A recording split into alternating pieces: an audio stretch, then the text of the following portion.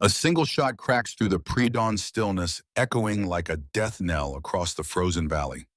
Flames dance along split timber as shadows twist beneath towering pines, and a lone rider's silhouette vanishes into swirling snow. Somewhere beyond the ridge, betrayal waits cold, calculated, and merciless. The wind carries the distant wail of livestock, turned loose, a warning that no fence can hold back greed. Beneath ice-choked waters, silent currents pulse with stolen promise, ready to rise in fury. In this land of relentless cold and harder men, one wrong move can ignite a war. One vow can bind a soul to a fight that refuses to end. The pines are watching, and they whisper justice will not wait.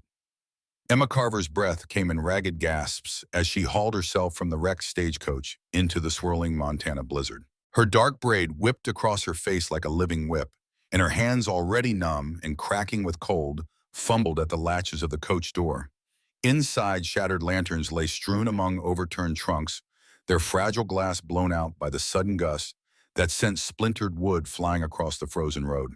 She knew she had to move every second spent here, risked frostbite or worse, but for a heartbeat she froze, heart hammering against her ribs, the howl of the wind and the mournful creak of the battered wheels, all that tethered her to the world. Then something deeper than fear drove her onward, the promise waiting at the end of this journey, the chance for a new life, a partnership forged not out of pity, but of mutual respect. John McCall had written it in every letter. Emma burst from the wreckage, her boots almost swallowed by snowdrifts. She squinted through the whiteout, searching for the horses. A sudden crack of ice under hoof sent her lunging forward, blood racing even faster now. Farther down the road, the team lay collapsed, their harness straps, severed sides heaving against the storm's fury. Emma swallowed her rising panic. She loosed her rifle from its scabbard across her back, fingers trembling around the worn wood stock as she approached the nearest horse. The animal snorted, nostrils flaring in frightened puffs, but flinched when she drew near. Steadying herself, Emma spoke soft syllables drawn from her grandmother's lullabies, an echo of home across 1,000 miles. And after a tense moment, the horse's eyes quieted. She began to slip the harness free. A sudden grunt tore through the wind. Emma froze, every nerve alert. She whirled, two figures emerging out of the whiteness, clad in tattered buckskins and mufflers stained with sweat and grime. Their eyes glittered under the brim of their caps. "Luck of the draw, girl," one of them hissed, voice carrying too easily in the stilling storm. In his hand, he held a lantern, dim and sputtering, illuminating his scarred features. "Leave that iron," he nodded at her rifle, "and maybe we'll let you keep your coat." Emma's jaw clenched. She straightened, gripping the rifle's barrel with one hand and sliding a cartridge into the chamber with the other. "You don't scare me," she said, voice trembling only from cold. The second man chuckled, a low, caustic sound.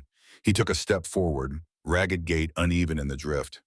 "That's so north of Pine Arrest, these parts belong to whoever's got the guts to take 'em. Hand it over, sweetheart." Anger burned brighter than fear. She spun back toward the horse, then back to them, bringing the rifle to her shoulder with precision she hadn't expected she possessed. Snow whipped around her, creating a silent curtain, even as the bandits hesitated, eyes widening. "I wish I could talk," she murmured, words swallowed by the wind, "but I'm afraid you'll ruin your stitching." She squeezed the trigger, and the crack echoed like thunder. The lantern jarred in the first man's hand, its glow flaring. He staggered backwards, a cry torn from his throat as the bullet tore through his coat. His companion hit ground, scrambling away into the storm, the lantern clattering and extinguished. Emma lowered the rifle, heart pounding, and didn't wait for them to regroup. She vaulted into the coach's ruined shaft, loosed the traces, and urged the horses forward with a swift, cool command. The team shied, then obeyed. Emma guided them clear of the wreckage toward a faint glimmer of movement ahead, what remained of the beaten trail that tunneled through the pines. Frost laced her eyelashes. She bit a curse as the sleigh stumbled over ice. Each bump stabbed up her arms. But there, through the tumult, shone the lantern glow of a distant station. Salvation and peril coexisted in that wavering light, a place of warmth perhaps, but also a place to face the consequences. She inhaled sharply, feeling the cold sink further into her bones, numbing her senses. Still, she nudged the horses onward, praying her strength would not fail before she reached the station and the sheriff's office beyond. Behind her, the storm raged on, relentless. Ahead lay Pine Arrest, John McCall's Whispering Pines Ranch, and the promise of partnership he had written about, the partnership she needed not only for a new beginning, but for survival in a land that showed no mercy. And so with a final glance at the highway swallowed by drifts, Emma pressed forward into the blizzard, determined to keep moving no matter the cost. The station's battered lanterns swung in the wind, casting shifting shadows across the packed pine boards of Pinterest's arrival platform.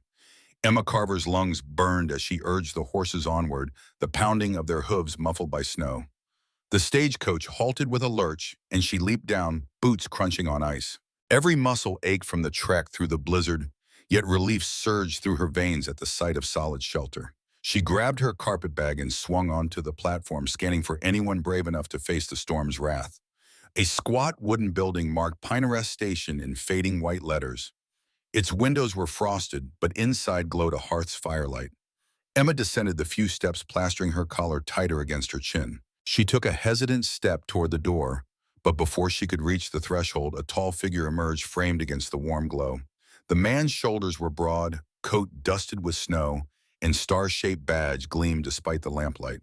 He lifted his hat, a gesture of courtesy mixed with concern. "Miss Carver," his voice boomed against the wind. "I'm Marshal Amos Wheeler. You must be Emma Sullivan's, Carver's new bride." He paused, brows knitting. "John McCall sent word he was expecting you 3 days ago. That stage never made it through till now." Emma frowned. "McCall, John McCall." She repeated the name as though tasting it. "Yes, we corresponded 6 weeks' worth of letters. He promised me a home at Whispering Pines Ranch." Relief and apprehension warred in her chest. She nodded, voice brittle. "I'm Emma Carver. Thank you for meeting me."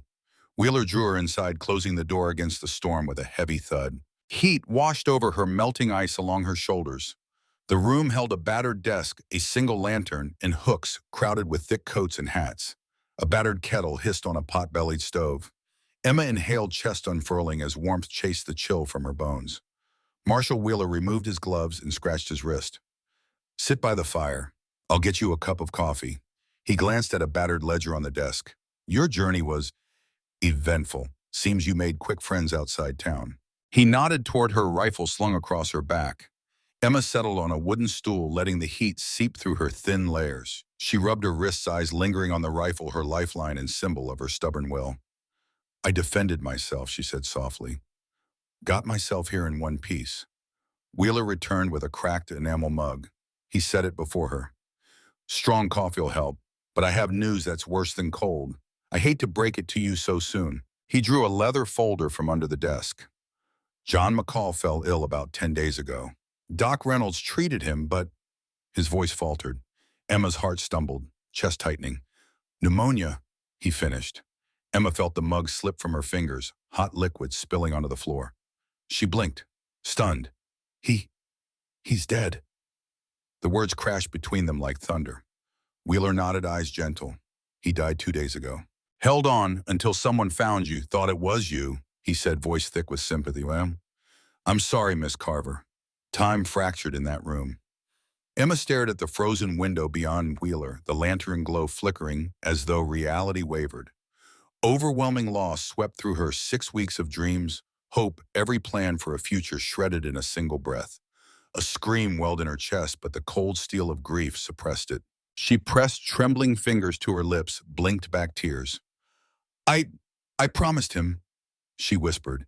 "He said he needed me to arrive." Wheeler's face softened further. "He spoke of you till the last breath. Said you were the reason to keep fighting. He left instructions, wanted you to stay at the ranch, carry on his work." Emma rose, the mug rattling on the stool. A fierce resolve flared inside her chest, mingled with heartache. John's dying wish was her only tether now. She steadied herself against the desk. "Where is his ranch? An hour's wagon ride north." Wheeler replied, flipping through maps pinned to the wall. "I can get you there once you're ready. It's a hard winter roads, treacherous but doable." He pointed. "Follow the river north until you reach the pines. Whispering Pines Ranch sits at the valley's head." Emma swallowed, making herself steady. The coffee cooled at her feet. "I'll leave as soon as possible," she said, voice firm. A moment of silence stretched. Then Wheeler stepped aside, offering a nod. "I'll have your things loaded. I'll come by with my rig in an hour." She exhaled, feeling tears slip free. But the grief was not the only current coursing through her veins. Determination coursed alongside. She pressed a hand to her heart as if anchoring herself. "Thank you, Marshal Wheeler," she said softly, "for everything." He tipped his hat and left boots thudding down the hall. Emma watched him go, turning toward the stove. She closed her eyes and let the warmth envelop her. The life she'd envisioned with John was gone, but his final wish remained. She would keep it. She would honor him no matter how bitter the winter, no matter how steep the climb. In that station's quiet glow, Emma Carver stood alone yet unbowed. She would press on, through the storm to Whispering Pines, to the promise of a partnership forged in respect, and now to a mission of legacy. She would keep going even as her world had crumbled beneath her feet.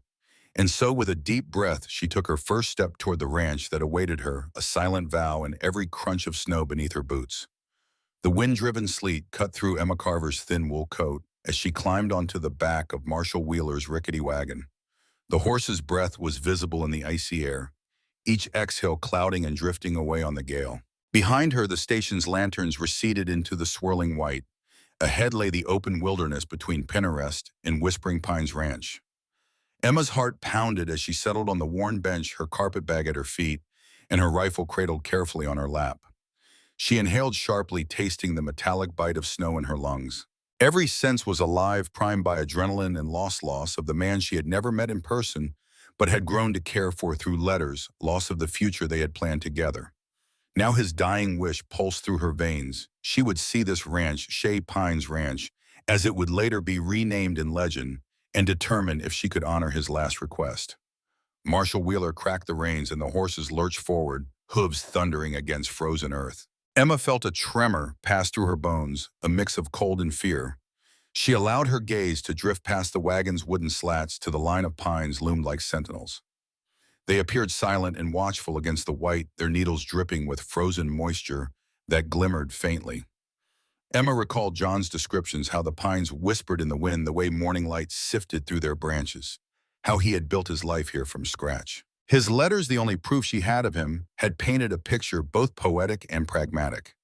Now she would see that world firsthand, but under the cruelest conditions imaginable. Halfway along the narrow trail, Wheeler drew the horses to a halt. He turned in his seat, eyes on Emma. Roads blocked ahead, he shouted over the gale. He vaulted down and stomped toward the front of the wagon. Emma leaned forward to see a fallen pine sprawled across the path, its trunk split halfway up, likely snapped by the weight of ice.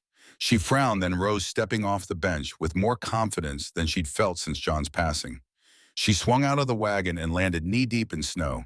The horses snorted, stamping their hooves, their harnesses jingling. Wheeler approached, breath steaming. "This old buck won't budge until we clear it. Think you can lend a hand?" His voice held an unspoken challenge. If she intended to fulfill John's request, she would need to prove herself capable in this harsh land. Emma squared her shoulders, nodded. "Let's do it." She unfastened a length of rope from the back of the wagon and tossed it around the broken trunk. The coarse fibers bit into her gloved fingers. She looped the other end around the horse's collar, then gestured to Wheeler. Ready? He climbed back onto the front bench and cracked the reins. The horses strained against the rope hooves, skidding and sliding. The trunk groaned, shifting slightly. Emma braced her feet against the wagon wheel, leaning back to add her weight. The horses dug in, and with a combined lurch, the tree popped free of the path in a spray of snow and ice. Emma stumbled forward, breath rushing from her lungs, heart hammering in triumph. Wheeler laughed, a deep rumble like distant thunder. "Not bad for city blood," he called, tipping his hat. Emma smiled, cheeks flushed with exertion. "City blood can learn to bleed frontier red yet." Her words, half in jest, carried a ring of truth. She climbed back into the wagon, settling against the wood with renewed purpose.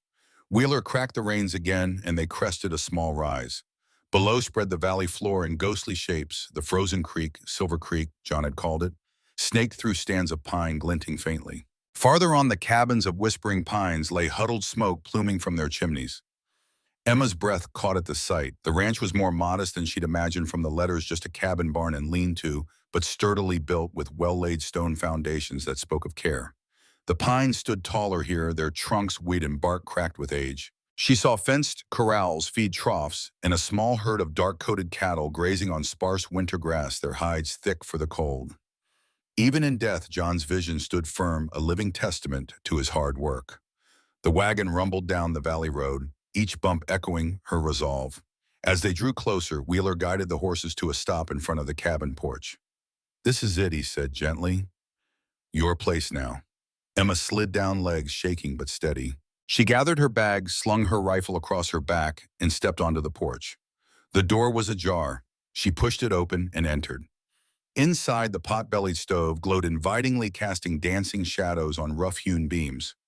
The furniture was simple but solid, sturdy chairs, a work table, shelves lined with leather-bound ledgers, and a few battered volumes.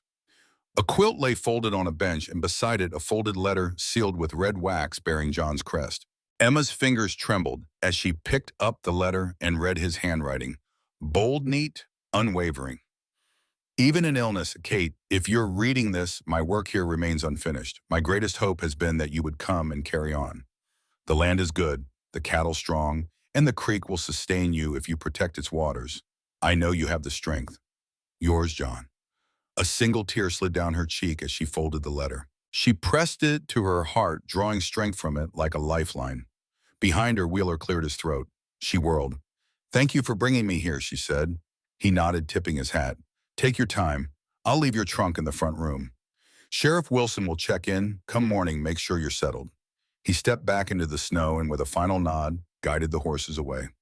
Alone in the quiet cabin, Emma set her carpet bag by the door and placed the letter on the table. She removed her gloves and hat, sweat mingling with snowmelt on her brow. The warmth of the stove seeped into her bones, healing the rawness of her journey. She felt John's presence here in every plank and nail. And though her future with him had ended before it began, his faith in her endured.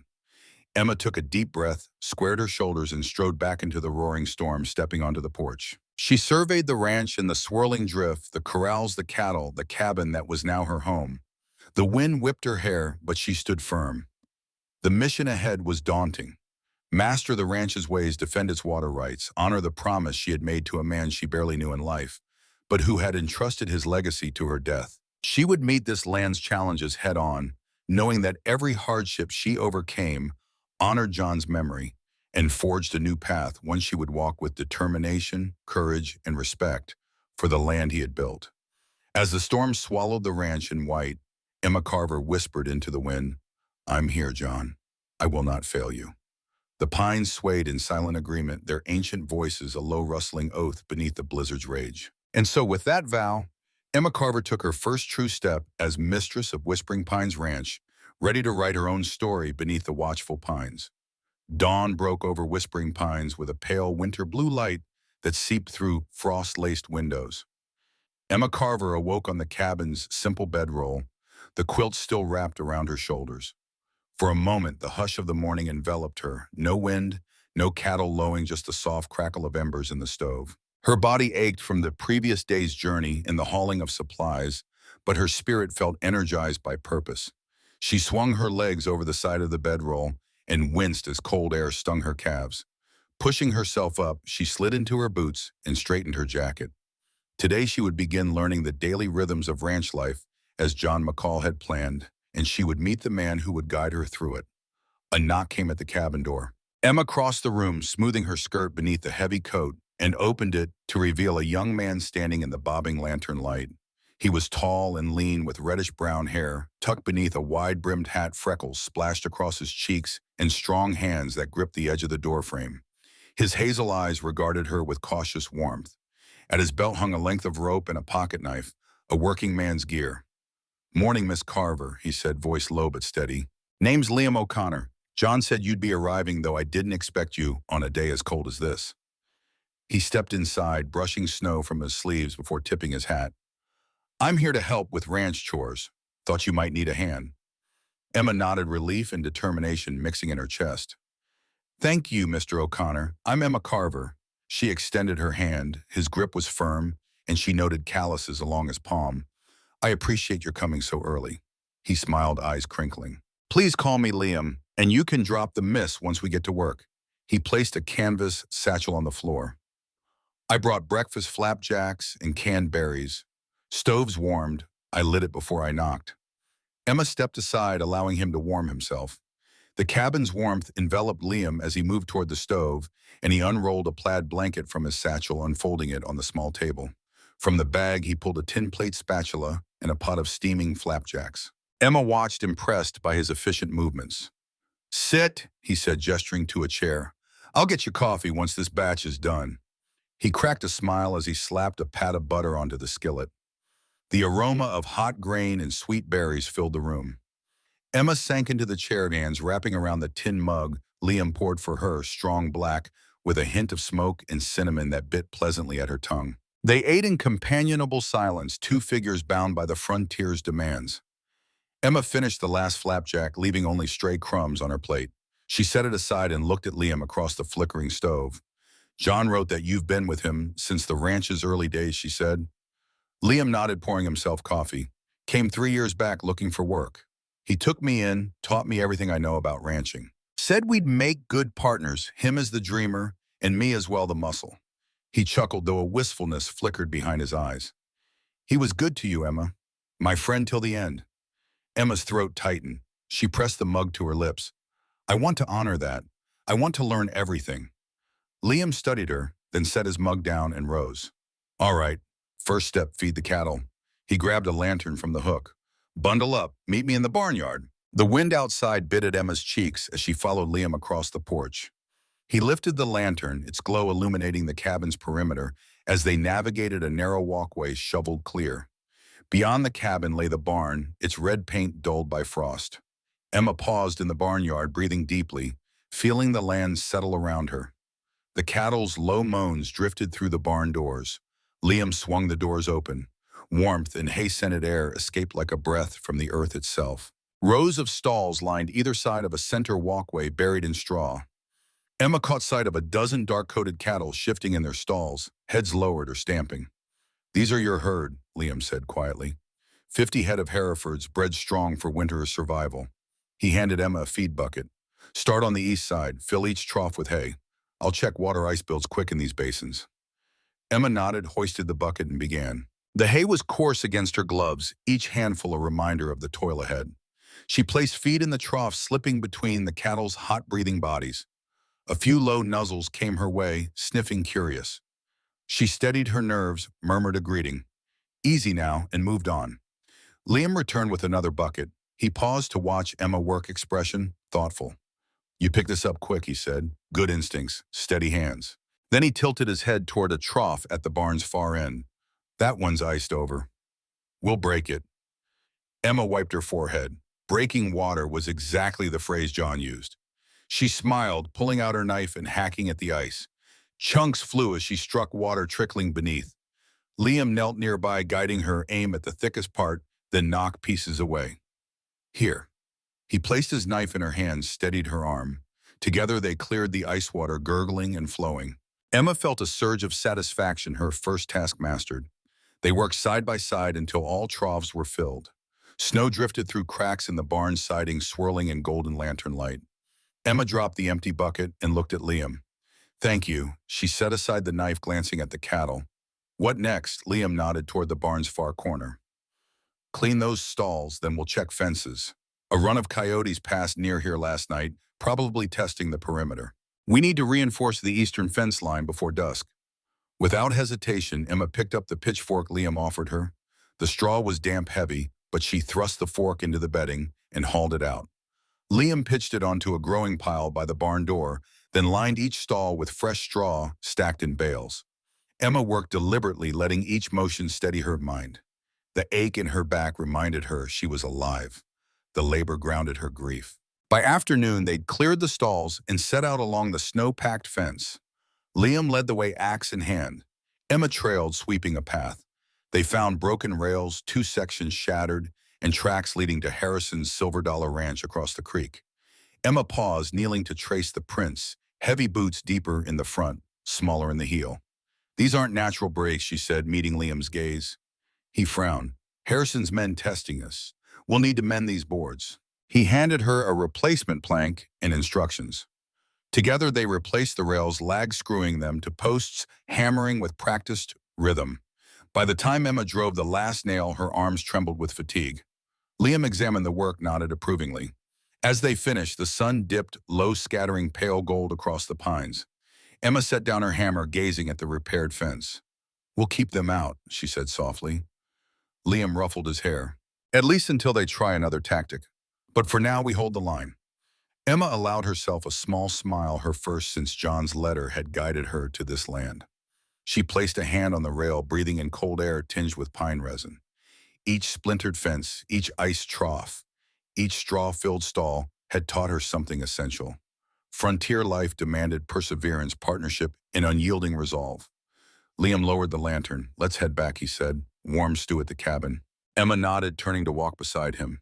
Together they retraced their path, the barn behind them, the pines looming above, and in the gathering twilight, Emma felt the weight of her promise shift from burden to purpose.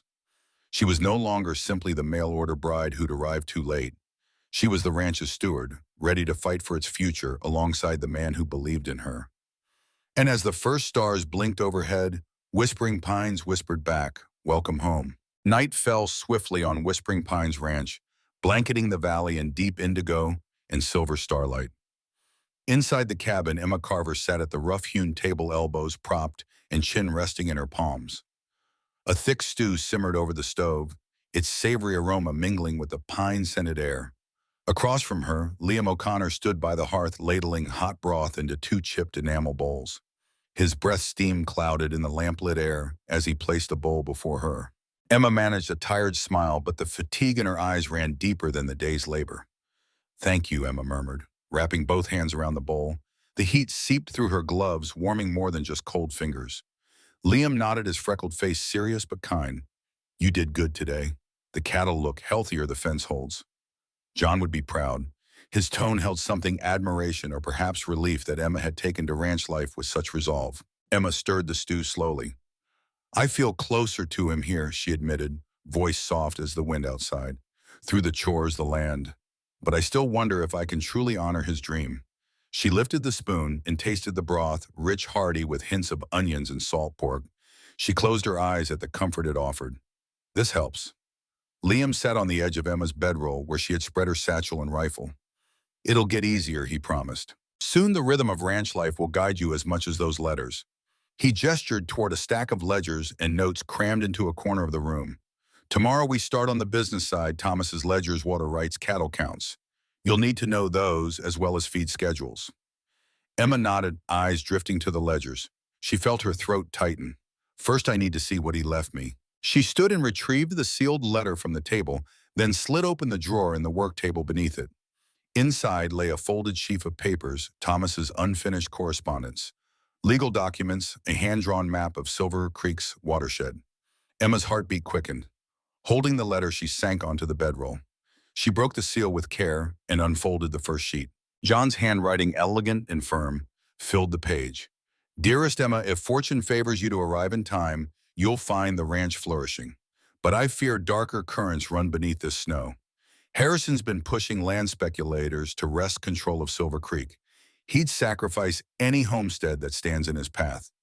Keep these papers, my will water rights deeds and maps safe. I have entrusted you with more than a home. I have entrusted you with the valley's future. Seek counsel from Margaret Foster. She knows what's at stake. Trust no one else." Emma's breath caught.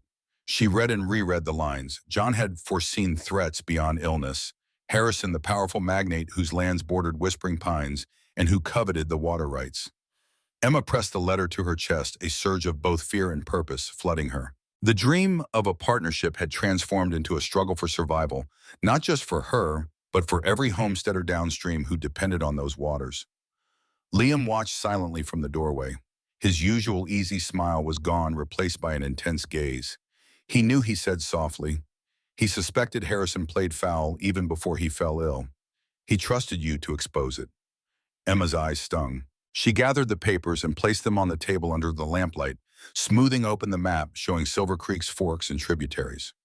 "Margaret, I don't even know where to begin." Her voice trembled with resolve. "I need to find her." Liam crossed the room and placed a reassuring hand on her shoulder. "I know where she lives. Twin Oaks Ranch, 2 valleys over eastward. We can ride out together at first light." Emma drew in a steadying breath. The cabin's small walls suddenly felt too close, the quiet too fragile. Outside, the wind would carry on, and Harrison's shadow loomed. But inside, with John's words guiding her and Liam's steadfast loyalty, she felt the spark of determination ignite. We leave at sunrise, she decided, eyes aflame, and we bring Margaret's counsel back here. Liam nodded, his expression softening into encouragement. I'll pack my gear. You get some rest. Tomorrow's ride will be longer than any you've made so far. Emma unrolled her blanket, smoothing the faded patchwork. She tucked the letters and maps safely back into her satchel. As Liam stoked the fire and blew gentle streams of hot air across glowing coals, Emma watched each spark rise and vanish, like hopes flaring against the night. She closed her eyes and whispered into the flickering light, I won't let you down, John. I swear it. The cabin settled into silence, broken only by the crackle of embers. Outside, the pines whispered their ancient songs, and inside, Emma Carver slept with Thomas McCall's legacy warming her heart. The next dawn would demand courage and cunning, but as the snow drifted against the windows, she slept wrapped in purpose and the promise of justice. The first rays of dawn filtered through the narrow window, casting long, pale beams across the frost-slick floor. Emma Carver awoke to the familiar hum of frontier birdsong, barely audible beneath the roar of the wind. She blinked twice before scent of strong coffee and frying bacon drew her fully awake. Liam stood by the stove, ladling beans and sliced potatoes into their tin plates. Morning, he said quietly, his eyes sharp with concern and determination. We best be on our way if we're to reach Twin Oaks by sundown. Emma nodded, her limbs stiff but resolute. She washed her face in the basin, then slid open her leather satchel to retrieve John McCall's letters and legal papers. Folding them carefully, she placed the stack into her coat pocket beside her heart. The map slipped into her saddlebag, her guide to confront a family mystery. Outside, the air bit into her cheeks as she stepped onto the porch. Liam's horse Willow, a gentle mare with a pale mane, whinnied softly at the stable door. Emma approached, slipping her gloved hand along the horse's neck. She whispered a reassuring lullaby taught by her grandmother. Willow's dark eyes blinked. She trusted Emma already. The frozen trail to Twin Oaks lay westward, skirting a stand of birch before winding through a narrow valley. Emma climbed into the saddle leather, creaking in protest after weeks of neglect. Liam adjusted his own mount's tack and joined her by the fence rail. Might be smarter to ride two abreast, he suggested. So you're not cut off if the snowdrifts hide a washout. She nodded. Together they spurred their horses into the swirling gusts' hoofbeats, sending small clouds of powdery snow into the cold dawn air. As they crested the ridge, Emma paused, gazing back toward whispering pines. The cabin's chimney smoke curled skyward, a thin blue promise that home remained in trusted hands. She exhaled, steeling herself for whatever lay ahead at Twin Oaks. For hours they rode in silence, each reduced to the rhythm of horse and wind. The trail narrowed between low pines and lichen-coated rocks. Emma felt the creak of each joint in her body and a reminder of yesterday's lessons in cattle feed and fence repair. Yet each ache was welcome. It meant she was alive, pressing forward into uncharted territory. By midday, the land opened onto a broad meadow veiled in snow. Liam pointed to a distant cluster of buildings, Twin Oaks Ranch. The main house rose with sturdy lines and double chimneys, smoke marking twin columns against a slate-gray sky. A corral and barn stood nearby, their silhouettes softened by the drifting flakes. Emma felt apprehension prick her heart. This was Margaret Foster's domain, the woman John had named as his secret counsel. They rode through the gate, meeting a curt nod from the ranch hands who paused their work. Emma sensed their scrutiny, two newcomers arriving without announcement. Liam raised his hand in greeting. The men returned the gesture but kept distance. Emma swallowed and pressed forward, dismounting by the porch as Liam tethered Willow. The front door swung open before she could knock.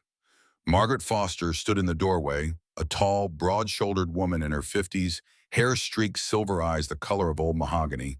Her plain dress and heavy boots spoke of no-nonsense practicality. She studied Emma with an intensity that flared as recognition dawned. You Carver, Margaret asked, voice even. No warmth, no malice, just clear-eyed appraisal. I am, Emma replied, stepping forward. Emma Carver. I'm here at John McCall's request. She produced the folded letter from her coat. Margaret's eyes flicked to the red wax seal, then to Emma's determined face.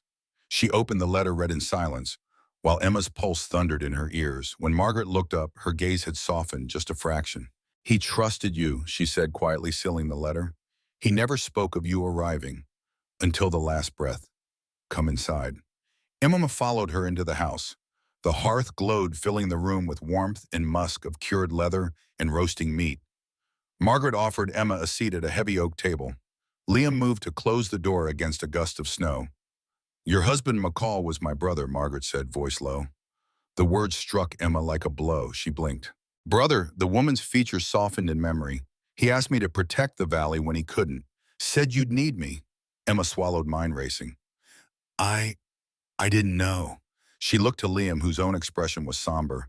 Margaret poured coffee into chipped mugs and set a dish of smoked venison before them. "We've little time," she said. "Harrison's been edging west for years, buying homesteads, drying up rights to Silver Creek."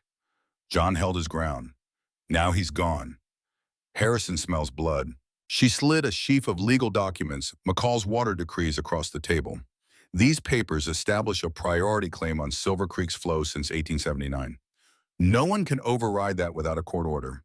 But Harrison's lawyer in Helena is pushing a petition to rewrite allocations based on economic impact.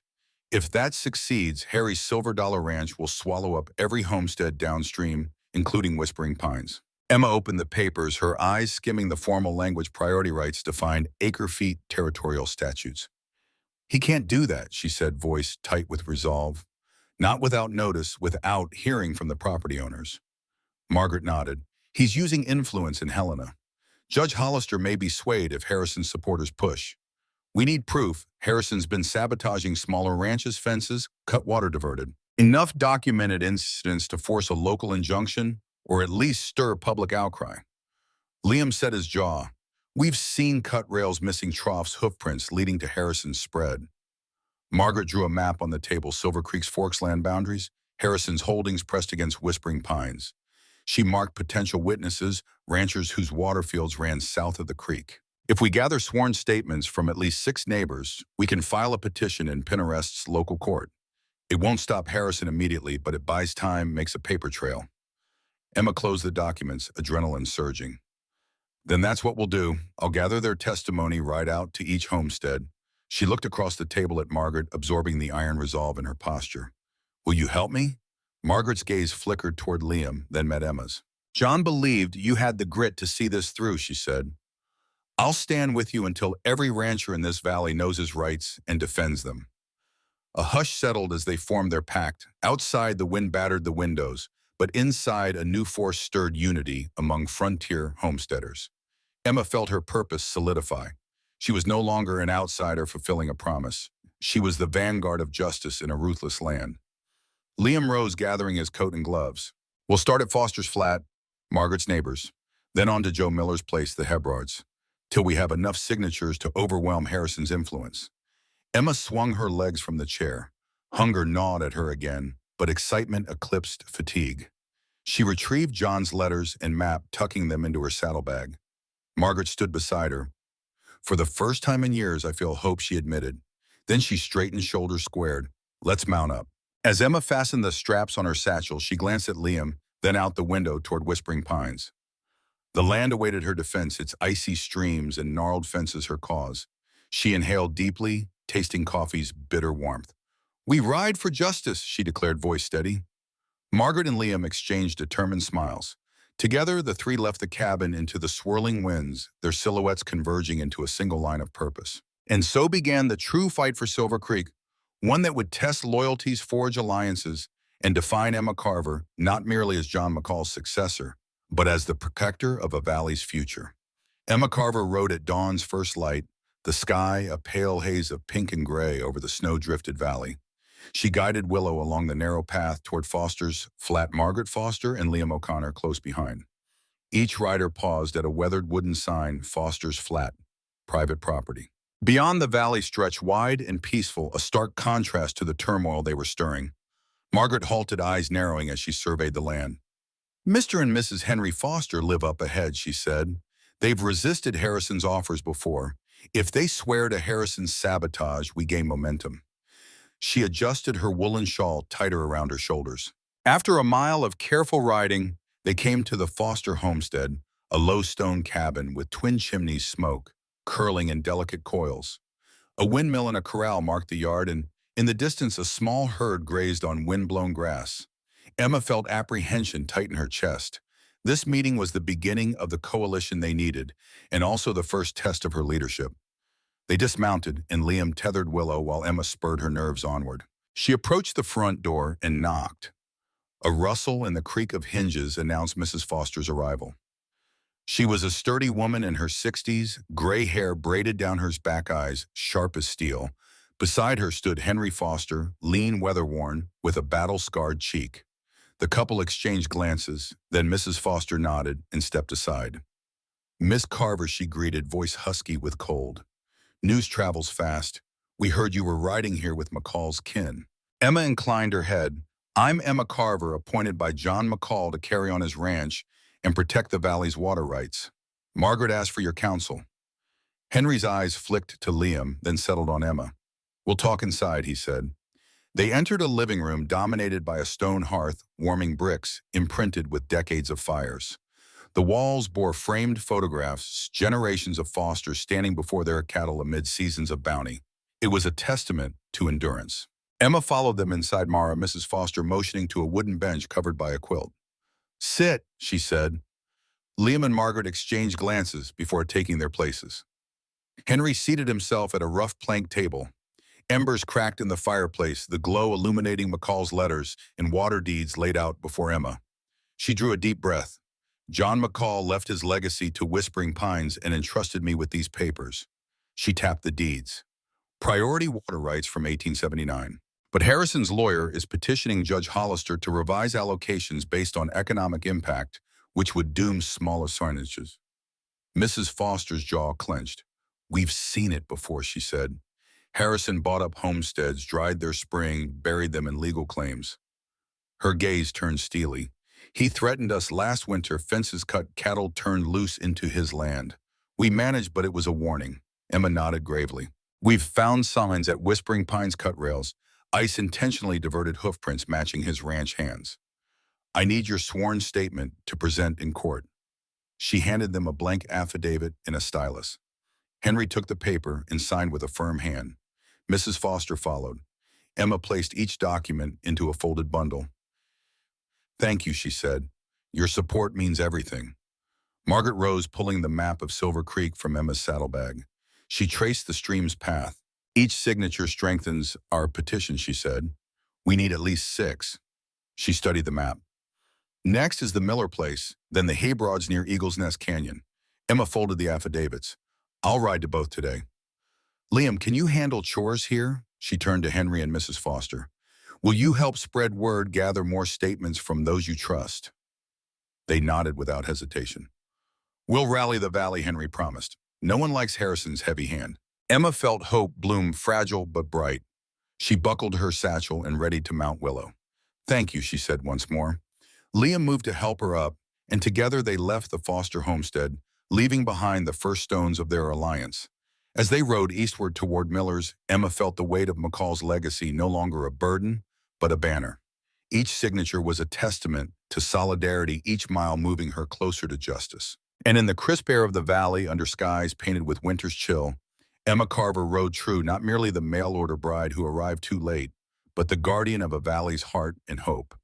By late afternoon, Emma Carver and Liam O'Connor reached Joe Miller's ranch, a sturdy log structure nestled in a bowl of rolling hills, where winter grass poked through thin layers of snow. The Miller homestead bore the scars of frontier life: a sagging fence, a weathered signboard that read Miller Livestock, and a lean-to where a lone draft horse shivered.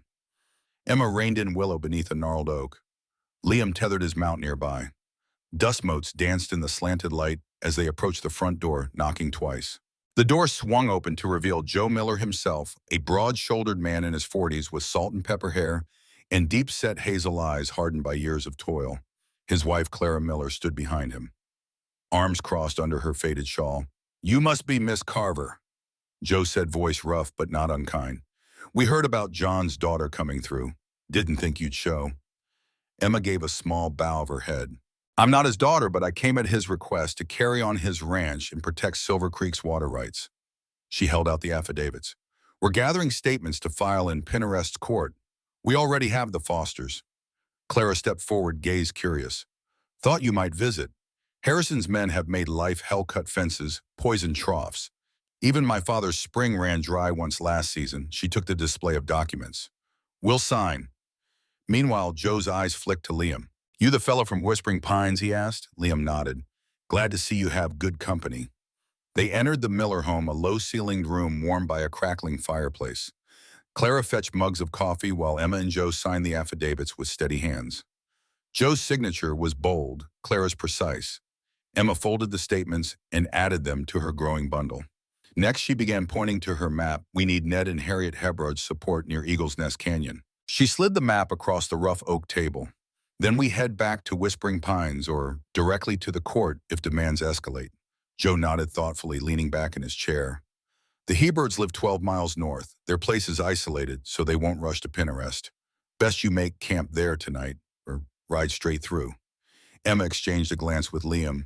We push on, she decided. Every signature tightens our petition. I want to file before Harrison's petition reaches court. Joe frowned. That'll be tough in this weather. The canyon trail is treacherous. He rose, placing a reassuring hand on Emma's shoulder. We'll start you off with fresh horses and a guide. Emma hesitated, pride warring with practicality. I appreciate it, she said softly, but I prefer to ride with Liam. I've become accustomed to Willow. Joe studied Emma's resolute face. He nodded slowly. All right. Then let me provide supplies, extra blankets, food. It'll be dark by the time you reach Eagle's Nest. Emma accepted the bags of dried meat, hardtack, and woolen blankets. She slung them into her saddlebag, feeling the additional weight, but comforted by its necessity. Liam topped off his own supplies. As dusk deepened, Emma stepped outside and surveyed the golden horizon. Shadows crept across the snow, stretching long and ominous. She took a deep breath of crisp air. Thank you, she told Joe and Clara, voices muffled by coats and scarves, for your help and your courage. Joe tipped his hat. We're all in this together. Mounted once more, Emma and Liam followed the narrow trail toward Eagle's Nest Canyon, a jagged gorge where the creek cut through rocky walls. The path wound steeply, then plunged into shadowed pines. Emma tightened her grip on the reins. Blanket-wrapped packages jostled across Willow's pack saddle. The temperature plummeted as they entered the canyon. Ice glazed the path. Emma urged Willow carefully, each hoof landing with a crunch on hard snow. Liam rode close lantern held aloft, illuminating frost-crusted branches overhead. The canyon's hush enveloped them. No wind, no wildlife, only the faint trickle of Silver Creek as it wound between the rocks. Halfway through, Emma spotted a fresh break in the creek's embankment, ice cut and stones piled to redirect flow. She dismounted and knelt at the bank. The diversion was deliberate, a trench carved with precision, water channeled toward an old stock pond above Harrison's stretch. She ran her gloved fingers through the cold stream. Her heart sank at the evidence. Harrison's sabotage was systematic. Liam slid off his horse. Son of a, he muttered. He's choked the creek to feed his mills. Emma patted his arm. We have proof. She drew her field notebook, copying the trench's measurements and sketching notes by lantern light. Each line she drew felt like forging a weapon. Once recorded, they remounted and pressed onward. The canyon narrowed cliffs raked by ice and snow until they reached a campsite near a rocky overhang where smoke curled from a small teepee. Emma dismounted with relief. Liam followed, and together they approached the flickering fire. Inside sat Ned and Harriet Hebbard, middle-aged farmers with stern faces softened by welcoming smiles. Ned stood, footsteps heavy in snow. McCall's kin, he nodded, eyes sharp but not unwelcoming. I heard you'd be coming. You got proof the creek was tampered with. Emma and Liam recounted their discovery of the trench. Harriet fetched warm tea and wool blankets from their pack. We've had problems too, she admitted. Water's dipped in dry spells. Thought it was drought, never guessed foul play. She handed Emma a signed affidavit. The note's signatures and sketches now filled Emma's saddlebag to capacity.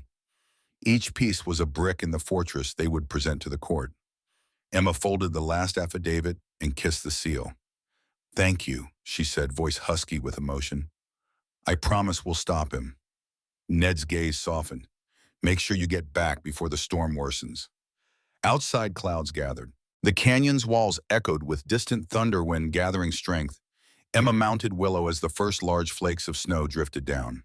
Liam climbed beside her, and they set out on the return journey, each mile burdened by cold and wind, but buoyed by the unity forged among the valley's homesteaders.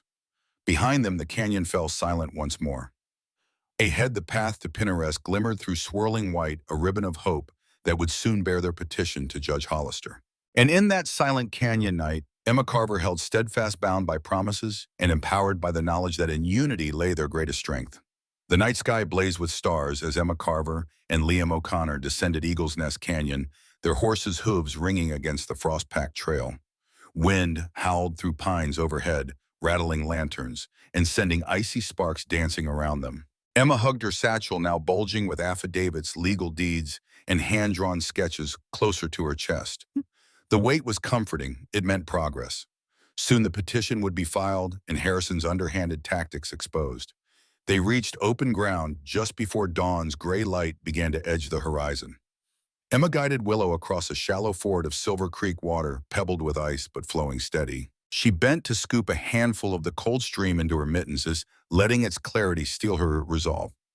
This was the resource Harrison coveted, the lifeblood of every homestead in the valley. Emma's heart swelled. She carried evidence not just on paper, but in these waters. Behind her, Liam urged his horse to catch up. "Only a few miles to Pinterest," he called. Emma nodded, pushing aside exhaustion. They followed a winding trail that skirted the creek, then turned inland toward the town center. The wind had died overnight, leaving a brittle silence broken only by distant cattle lowing. Emma imagined them gathering strength just as she sought to do before the fight to come. By mid-morning, the wooden buildings of Pinterest appeared clustered around a frozen square. Smoke rose from chimneys, and townsfolk in heavy coats moved along packed snow between storefronts.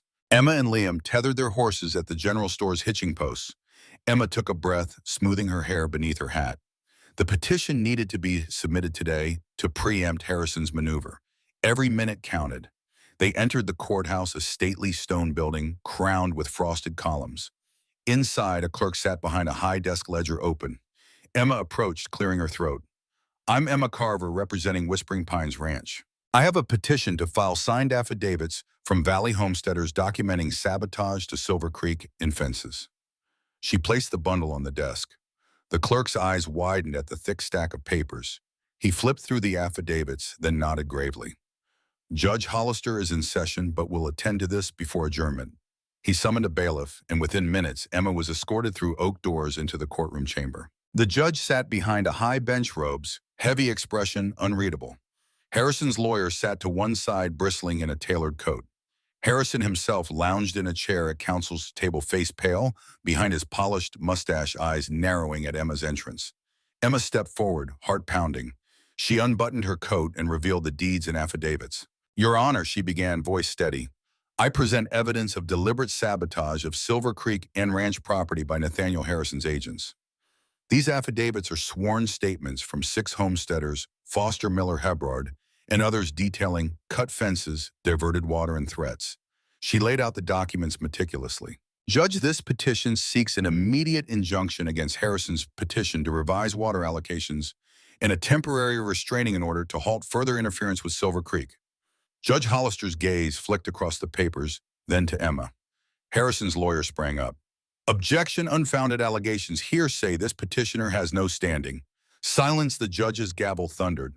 The courtroom stilled. Emma's breath caught. Judge Hollister leaned forward, studying her face. "Miss Carver," he said, voice measured, "this is serious. If proven, it undermines the integrity of territorial water law. We will review these documents. Until then, I will grant a temporary injunction, no diversion of Silver Creek flow, no tampering with adjacent ranch fences.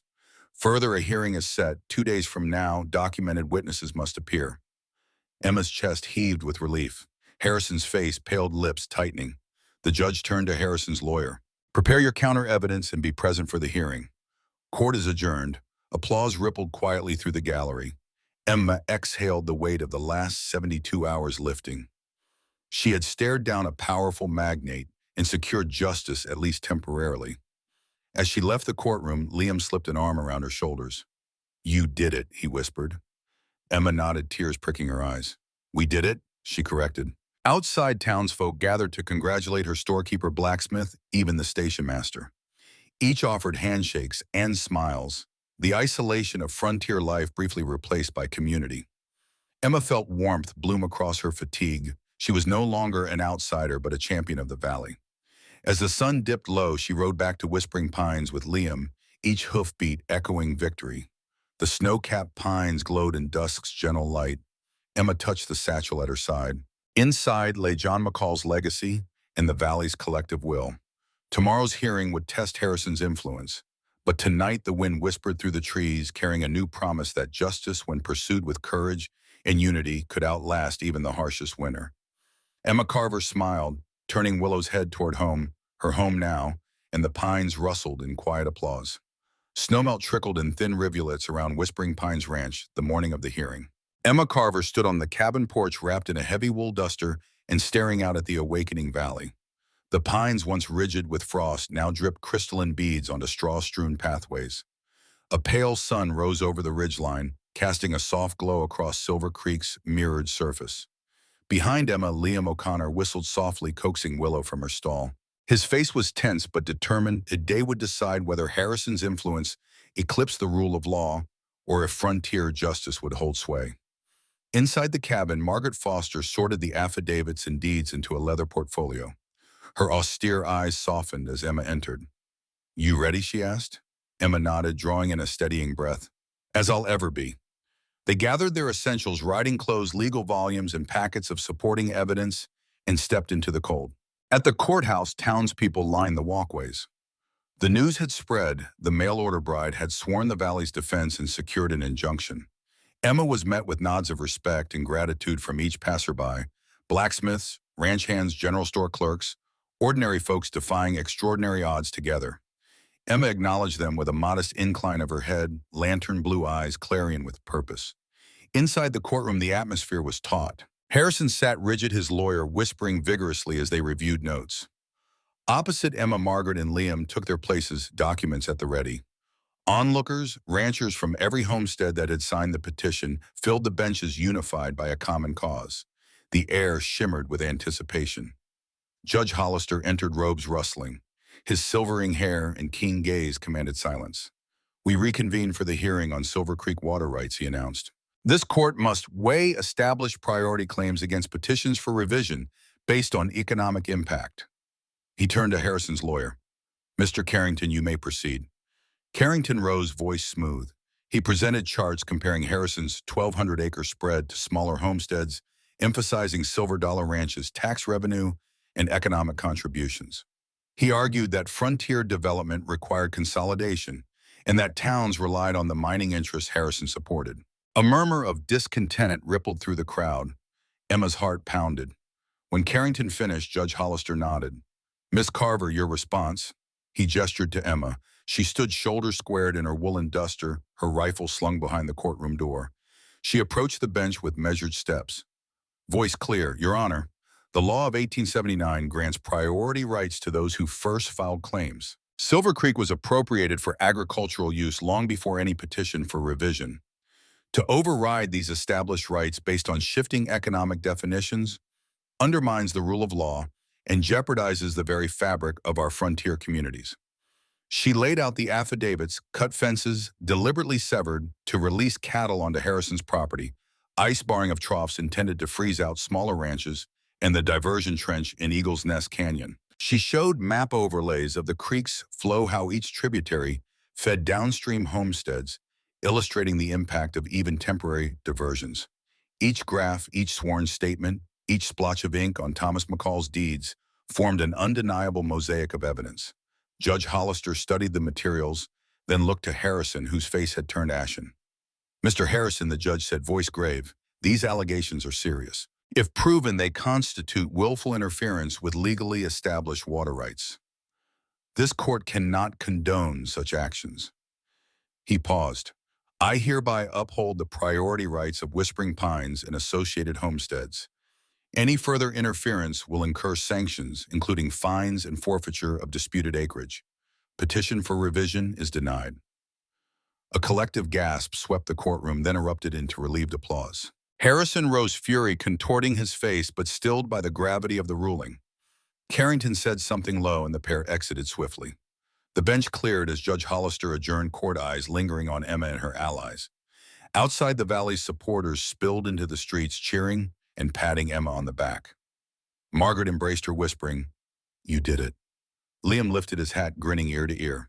Emma felt tears sting her eyes of relief, pride, and profound gratitude. She motioned for silence, and in the ringing hush she spoke, "Thank you, everyone. You trusted me, and together we stood for what's right.